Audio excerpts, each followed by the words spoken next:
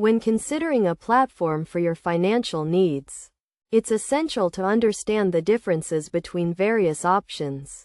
Two popular choices are online banking services with additional features, such as investing in stocks, ETFs, and cryptocurrencies. In dedicated trading platforms, the online banking service offers a range of features, including investing in stocks, ETFs, and cryptocurrencies, in addition to traditional banking services.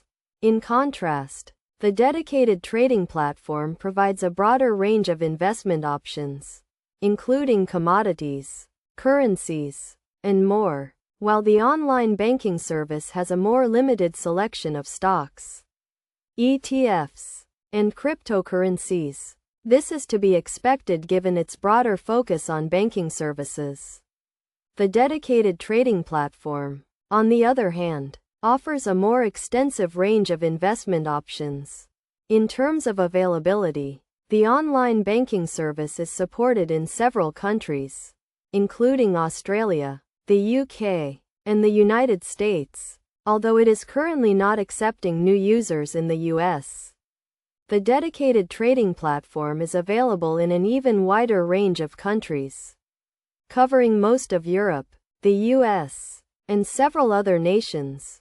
When deciding between these two options, it's crucial to consider your specific needs. If you're looking for a dedicated trading platform with lower fees, the trading platform may be the better choice. However, if you're seeking a more comprehensive online banking service with some investment options, the online banking service might be more suitable. It's also worth noting that you can use both services, opening an account with the online banking service for your banking needs and a separate account with the trading platform for your investment activities. Ultimately, the choice between these two platforms depends on your individual requirements and preferences.